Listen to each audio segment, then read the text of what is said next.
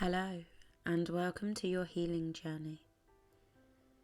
By committing to this journey and learning to heal yourself, you are also committing to the journey of healing others.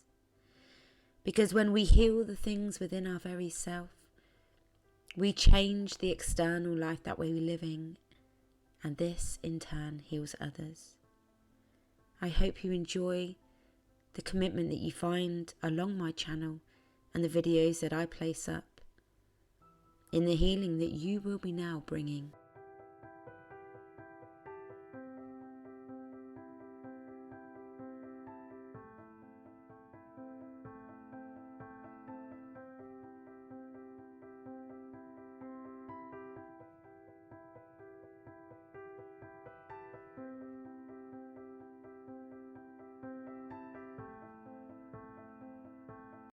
Welcome to this video where I'm going to be talking about the busyness trap.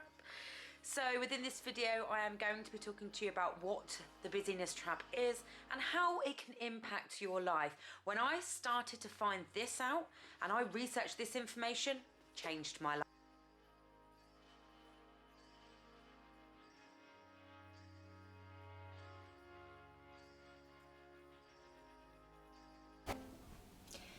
Hello and welcome to the video talking about the busyness trap. And you're probably wondering what I mean by that. So my name is Victoria Bedford and I'm a spiritual alchemist, teaching and empowering you to transform your life through understanding of change internally and connecting to your soul. So what is the busyness trap? Well, let me just give you a brief understanding of the ego. I'm not going to do an in-depth video on this because it is deep, but what I am going to do is I'm going to talk to you a little bit about your ego. And the ego is not the sense of self, it's the sense of self that has been created.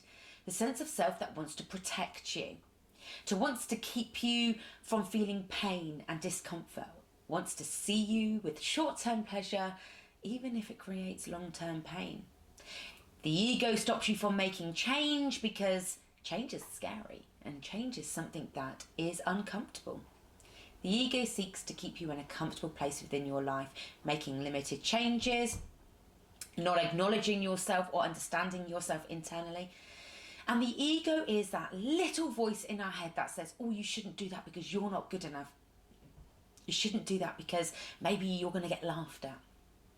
Now I will do a deeper video about what the ego is, but the ego is the part of you that wants to keep you safe. Okay, the ego is something that has been created over years from things that you have been through and wants to protect you from pain. And this is where our coping mechanisms come in. Coping mechanisms come in through the ego, okay? Because really there is no real sense of who we are. The ego is the sense of who we are, and that's what's been created. And that's why we start to understand the ego, start to dissolve the ego to a certain extent. Lots of people talk about eradicating the ego. Well, let me tell you now, everything needs duality. You can't eradicate nothing. You need to learn to understand it. And this is one of the lessons today, understanding one of the key points of the ego. Busyness. So, busyness, hey? You like to be proactive, you like to keep going, you like to keep getting things done. Maybe you're somebody that likes to always keep on top of your home or always has something on your head that you've got to do. I've got to run errands. I've got to ring my mum or my dad or my brother or my sister or my daughter. I've got to do this and I've got to do this and I've got to do that. And you're always looking for something to do. You say, I'm going to have a day off and I'm really going to relax. And then you sit down and you find something else that needs to be done. Or you say to yourself as a bargaining tool, if I tidy the house tonight, tomorrow, the house will be so tidy that I can relax tomorrow. But then what happens is, tomorrow comes and something else crops up. You may end up having to take your neighbour to the doctors because you've ended up saying yes to something that you didn't really know you wanted to say yes to. You may have ended up doing something for somebody else without realising, even though you've got so much to do at home, you are occupied by so many different things. You get pulled in by so many different things. And if somebody ever said to you, you made me need to relax, you would say, oh, if only I had time. the truth of the matter is, relaxing would mean you would have to sit with uncomfortable thoughts and feelings and emotions. It's only when we relax do the feelings come in of maybe somebody's poorly, or the feelings of something's not going right, or the feelings of I need to talk to my partner because I don't feel like we are spending time together. And those are uncomfortable feelings. And when we have to face uncomfortable feelings, we have to realise that something has to be done by these uncomfortable feelings. So what the mind and the ego look to do is to keep you as busy as you can. And you will just use busyness maybe as a badge of honour. I'm so busy, I really will get round to you. I'm so busy, I really will get round to you. I will get that done, I'm just so busy, I'm just so busy, I'm so busy. But we're not meant to run on autopilot. We're not meant to be so busy, because we are human beings, not human doings. We are here to experience life. We're here to make changes for our life that we need to make. But when you're caught in the busyness trap, you are so busy doing everything and getting things done that you aren't able to assess when things in your life need to change. Because by assessing it is uncomfortable, which means you have to take some form of action. So you don't take any action, you don't think about it, you don't feel it. And then later down the line, things start going wrong. And you don't know why. And what you do again is you keep yourself busy. Somebody passes away. You keep yourself busy with the funeral, with being there for other people, with going to work, doing this because you've just got to get on with it. But you're starting to feel numb. You're starting to feel disconnected. Because you can't deny your emotions and feelings by keeping busy without then starting to deny a whole sense of self. It's really important that we learn when we are in the busyness ego trap. Because we are supposed to spend as much as 40% of our time resting and assessing our life so that we have some ability to know when change is needed. And I'm going to give you an example. And this is what happened in my life. On one of the many times that I just was going busy, ignoring signs that my relationship was wrong, ignoring signs that the person was showing red flags, and keeping busy and enjoying time and spending time with them and living in this world that I wanted to create against this world that was the reality. And by the end of it, everything come crashing down so harshly, because I had been so unwilling to sit with uncomfortable feelings. I'd been so unwilling to sit with emotions that I needed to process, that the universe and the divine were just going to process them for me. The relationship wasn't right. So what happened is I ended up going through a whole world of pain, of everything coming to the surface of how wrong this relationship was, and then having to deal with it, having no choice but to deal with it. But if I started to deal with those realizations early, by sitting down, by connecting to my emotions, by feeling things, I would have been able to realize and process something doesn't feel right. I'm either going to be able to talk to this person about it and work with them, which is how relationships can get better, or I'm going to wait to the very end where the relationship breaks down. Because even relationships that can be saved don't get saved because people live in forms of denial. Keeping yourself busy with the children, keeping yourself busy with home and work and friends, and then your children leave home and you look at your husband or your partner and you realise there is nothing there no more, because you've kept yourself so busy instead of realising the time you needed to relax and take a step back was the time you needed to process maybe we're not as connected as we once were. Maybe we are not as loving, or, where are our paths going? And when you sit and feel these emotions, yes, they are uncomfortable. And they do lead you to have to assess some form of action. The hardest thing is so many people are scared of taking action, but unless you take some form of action, you're taking action anyway. If you choose not to act and change anything, you're making a choice. It just isn't the one you have any power over. You can choose to take a step back and see how things come out, but you're choosing that still. If you choose to live in denial, you've got no power over that, and you are making a choice anyway. It's just not the choice that you have any form of control over. And this is not about having control over anything, but it is about coming out of denial of the things that are going on. It's the same when I've worked with clients with jobs. They go in their job and they know something doesn't feel right. They're doing their job, they're doing their job, they're doing their job. They're going there every day. And something doesn't feel right. But they're denying it. They're just going in. And then one day they get made redundant, and they're so angry that they're made redundant because they gave all this time to a job they knew wasn't right. Who are they really angry at? They're angry at themselves. You're angry at yourself because you continued to stay in something that wasn't making you happy. And then you're now shoved in a situation that you could have maybe avoided by recognising earlier on that you needed to make some changes, either dropping hours, talking to your boss, finding out what was going on, looking for another job. Instead, you're now faced with this great big catastrophe. You feel unjust because this has been dumped on you. People are living, you are possibly living, in so many forms of denial. And to keep that form of denial going, you have to stay busy. People who want to be with their friends all the time and their partner all the time and doing exciting things, and as soon as the exciting things aren't going on, they're bored, they've got to have their phones in their hand then. They've got to watch TV, they've got to be doing something. Those are the very people that are so disconnected. You are the very people, if this is you, that are so disconnected from your emotions that you're going to actually feel like, to a certain extent, as you get older, life is happening to you and not for you. You can do so much in your 20s and get away with it that in your 30s and 40s, 50s and 60s you will not be able to get away with.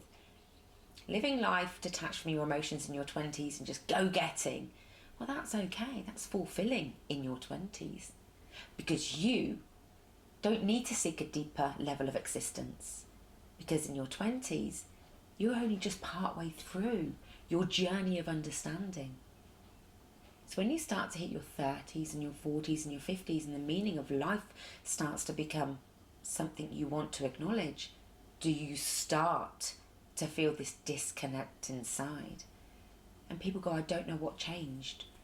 In my 20s I was so happy, but in my 30s and 40s everything feels like it has no meaning. I love my husband, I love my children, I love my job, but nothing has no meaning. But they're telling themselves they love all these things. And you can still love your husband, your wife, your partner, your daughter, your son, your family, your job, but know that change is needed. And by keeping yourself busy, you are avoiding the emotions that need to drive some change in your life.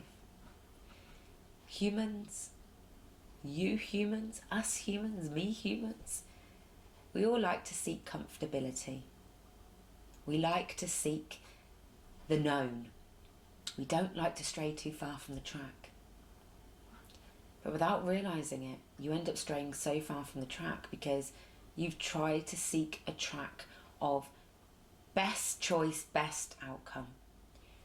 If I make this choice, there's two outcomes. I'm going to seek the outcome that is going to deliver the most safest for me. And how that looks is, a person goes for two jobs. One job looks like it's amazing, right hours, right wage, the team is lovely. The other job, a bit more challenging, but there's more money potential there. The hours are a little bit different, but something's drawing that person to that job, but they want to go for what they know, what's comfortable, you know, what they're going to go for, and it's going to, you know, X versus Y, and it's going to bring all this, A, B, C, D. It's going to bring the line and the path of knowing. So they go against their intuition and they go for the job that seems the best fit. That job suddenly becomes redundant. The job suddenly doesn't fit right. The hours were great, the people are great, but I just don't feel fulfilled in the work.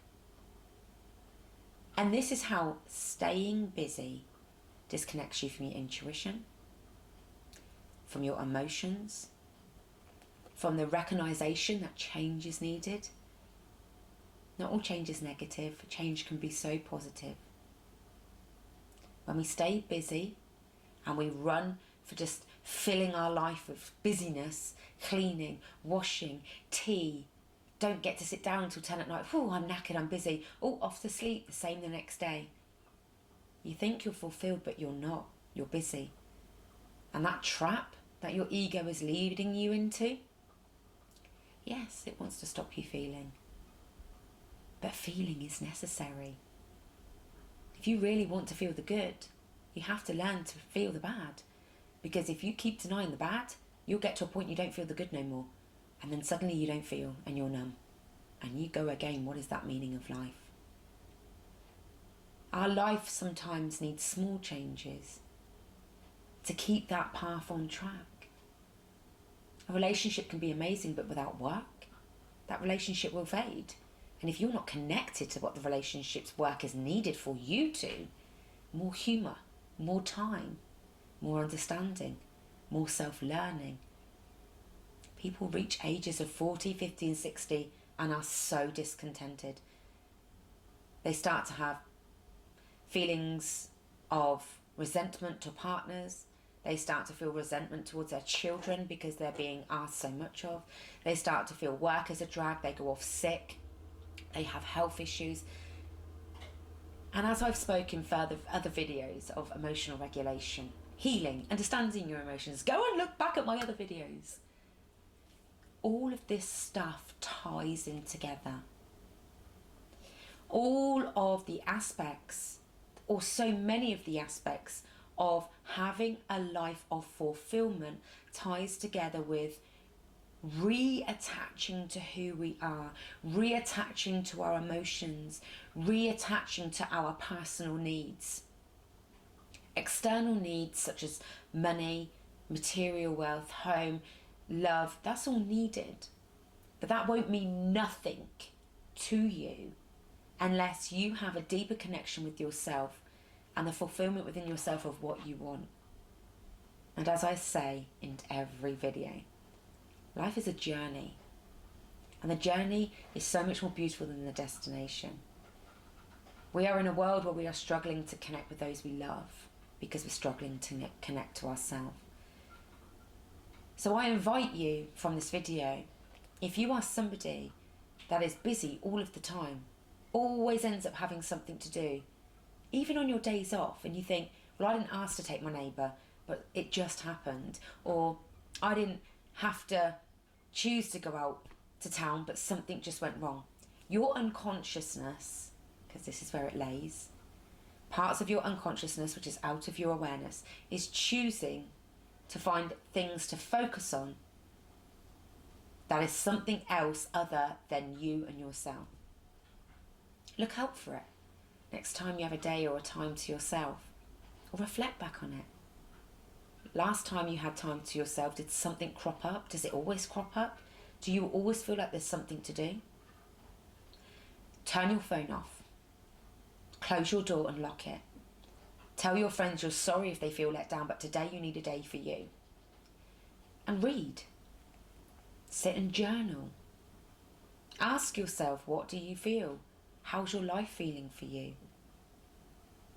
Watch a film that you feel drawn to, because there will be some kind of story within that film that will touch you in some way. When you start to learn to connect to yourself and calm yourself and your feelings and your emotions, you will feel so much more connected to others. You will feel less rushed, you will feel less busy, and life will regain meaning, because there is no meaning to being constantly busy. It is a coping mechanism.